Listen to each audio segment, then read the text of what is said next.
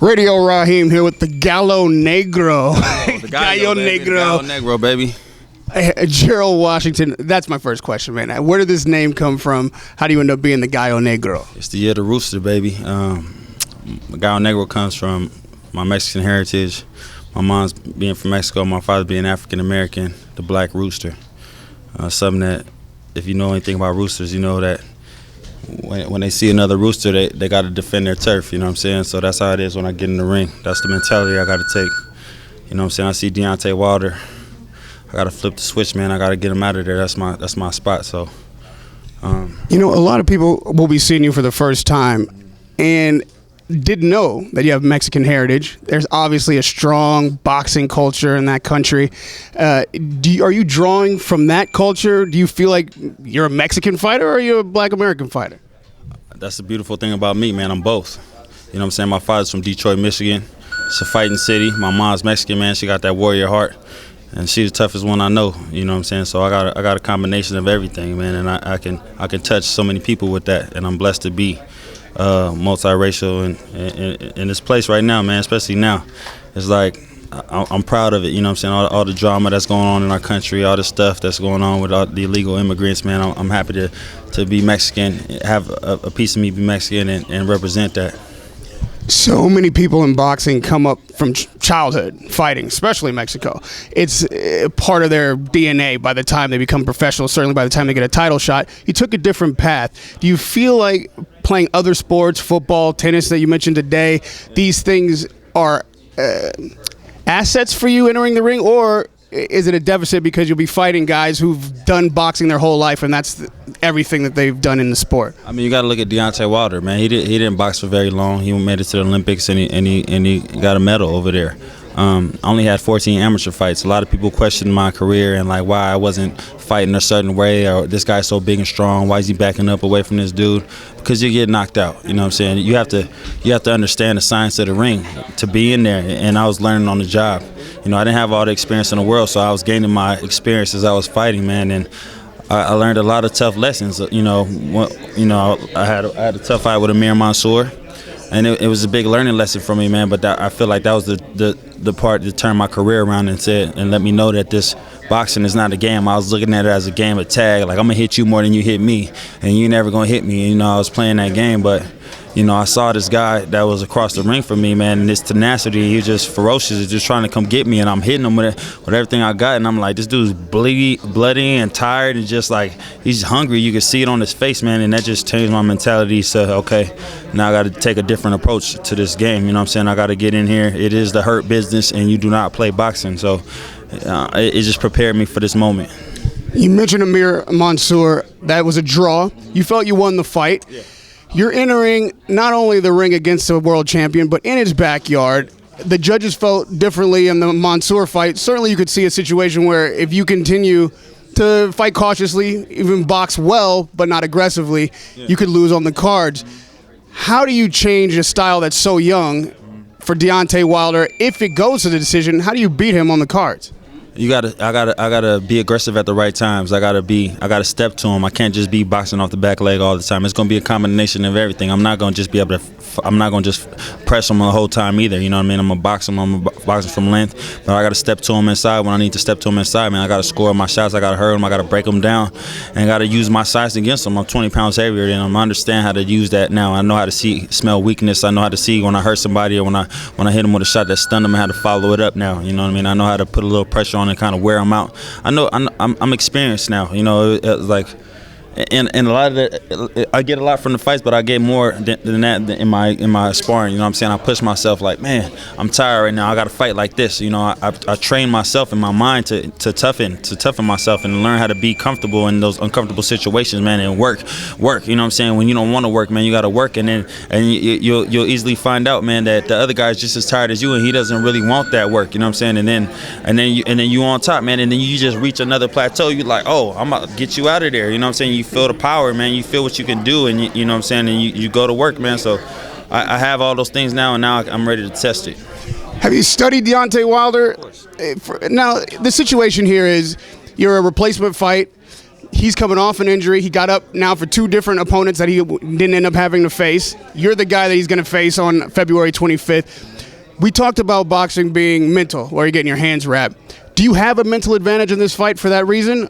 Or do you feel like maybe his experience and the fact that he hasn't had a fight in this amount of time disadvantages you?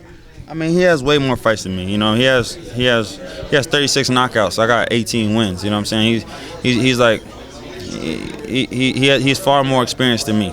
But the guys that I'm battle tested, you know what I'm saying? And I've been in the ring with some great fighters, and I've learned a lot, man. I got a lot of talent here in this gym.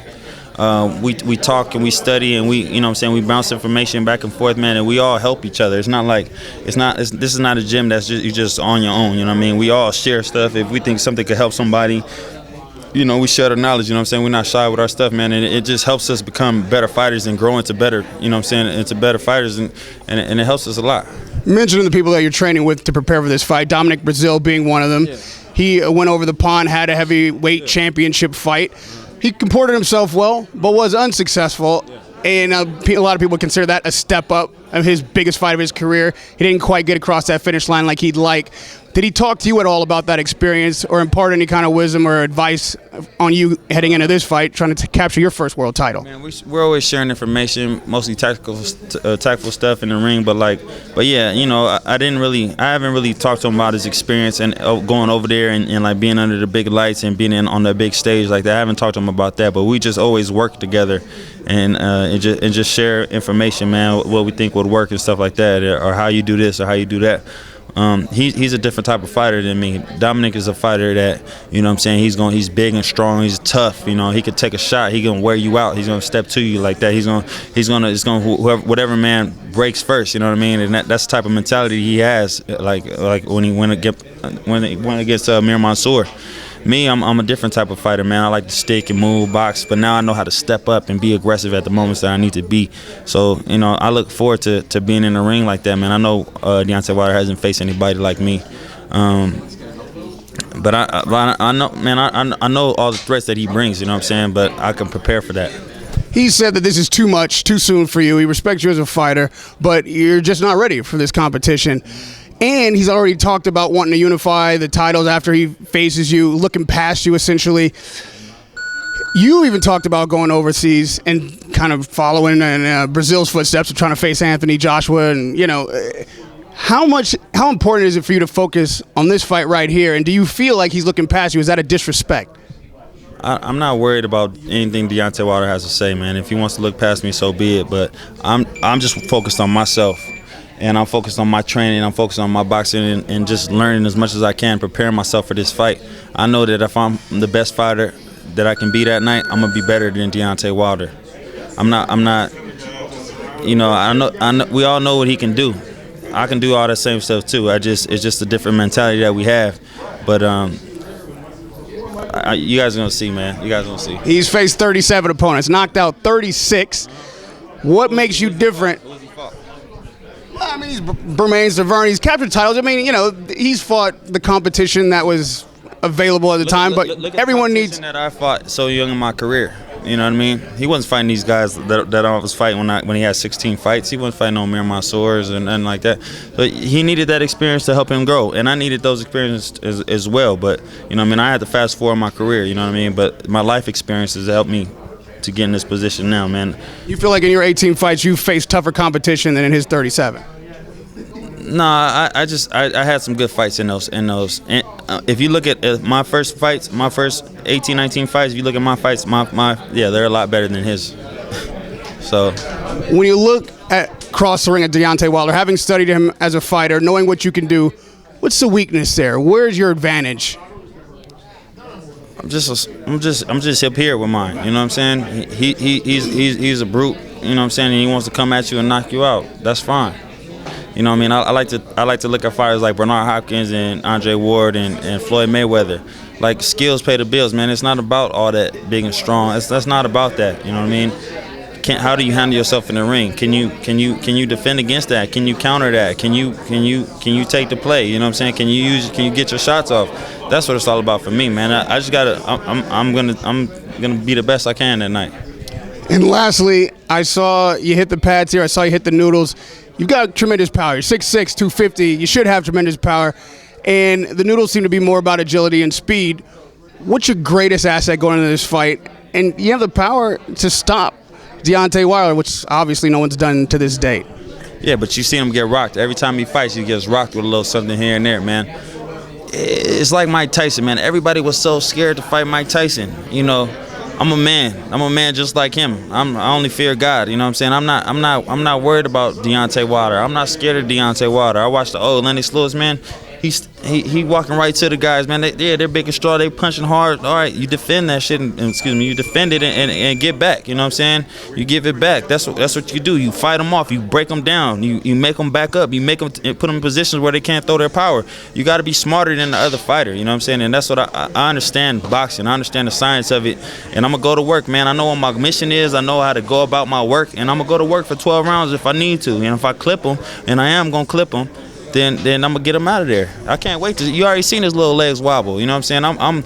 It's cool, man. I'm the underdog. I embrace this position. You know what I'm saying? I look forward to this, man. I'm fighting for so much, and you guys will all see it. You're gonna see it all on that night. Gallo Negro, it's a pleasure to talk to you for the first time. Good luck on Saturday, February 25th in Birmingham, Alabama. Radio Raheem with Gerald Washington.